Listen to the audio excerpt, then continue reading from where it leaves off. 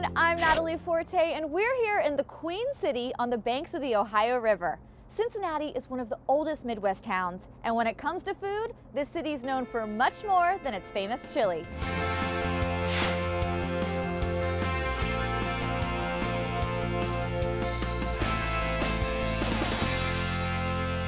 Tourists know downtown Cincinnati for its historically rich architecture and vibrant food scene. We're kind of crazy about restaurants and dining here, and it shows, and it's always been that way. But recently, the food scene is expanding north of the downtown business district and into the Over-the-Rhine neighborhood. We've got an eclectic mix of global cuisine, just all kinds of things, more than most people would imagine. 100 years ago, this neighborhood was the richest neighborhood in Cincinnati. It was just beautiful, the life of downtown. If you look at cities anywhere around the country, a lot of the areas that have kind of gone downhill used to be gorgeous, gorgeous city centers. The Over-the-Rhine neighborhood is now the center of the culinary map, thanks in part to Chef Dan Wright.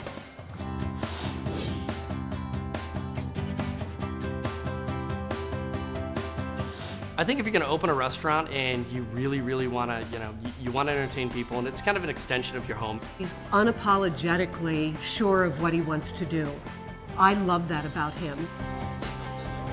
Chef Dan had a vision that he would completely invigorate a neighborhood, and he would do it through his cooking. People embraced the idea of this neighborhood coming back. Historically, there was a lot of great stuff that had gone on. It had the ability to have some really great restaurants. He just felt like it's only going to go up from here. I needed to support him. Which led him and his wife Lana to open their first restaurant. There was a lot of people that looked at this weird to want to open a gourmet hot dog restaurant in essentially a neighborhood that was considered, kind of the hood. So many people doubted us. It was really hard at first. And, it turned out to be a really good thing. When they first bought the place, it really was a not desired part of town to open any new business. Dan took a chance, created this incredible restaurant. People embraced it immediately. Charcuterie and a tuna. Hold on. Step aside, son. After his massive success, Chef Dan and Lana decided to start another restaurant right next door. They opened Abigail Street, a Mediterranean wine bar that's close to his heart and her Jordanian heritage. When they brought that restaurant to that neighborhood, they really started driving traffic to a neighborhood that really didn't get it before. What I think makes our restaurant successful is it's not just a restaurant, there's a love story behind it. My wife and I had met in Chicago. Part of the reason that we wound up falling in love is that we had worked at this Mediterranean restaurant. They're really perfect together, and they both are very driven and focused on making a great restaurant. She had run the front of the house and I had run the back of the house. So when I first met him, he actually had a tattoo on his arm in Arabic. Here's this white guy that is cooking Mediterranean food, and she's like, I'm kind of into him. I remember first taking him home to my family, and my mom, she would say, like, you know how to cook tabbouleh? And she was just really impressed with him.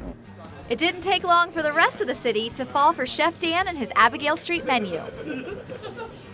I love the really innovative and interesting dishes that are offered. Love everything that Dan and Lana put out. You can really tell that they have a passion for the food. It has something that no other restaurant really offers in Cincinnati. Cincinnati local Ryan Adams says his hometown has been completely transformed, thanks in part to Chef Dan and his two restaurants. What do you think it is about Chef Dan that, makes him stand out in this area? Dan was one of the first guys to invest in this neighborhood. Yeah. He came here when it was down on its heels, and he kind of grew with the neighborhood as it sort of has gotten gradually better and better. Having good restaurants and a great place to eat and feeling like it's this great community is probably the front runners to why the neighborhoods come back. The Over-the-Rhine neighborhood is now bustling with activity, thanks in part to Chef Dan's Abigail Street restaurant. And here he serves 3 of America's best bites. Chef Dan's wild imagination shines in his wood-grilled octopus dish. It's perfectly charred and served over a bed of smooth, creamy hummus. To give it a little kick, he adds crumbled merguez sausage, and the fried chickpeas are the perfect garnish. It's great with the hummus and the merguez sausage, and then you've got this grilled octopus. It's fantastic. Combination of flavors, especially with the sausage, it just really brings it together. The ahi tuna Napoleon showcases Chef Dan's bold spirit. The small diced pieces of tuna are infused with sesame and chili oil and then layered between phyllo dough that he's brushed with brown butter. Tuna is fantastic. It has very good spice to it. And nothing says home like Chef Dan's tagine.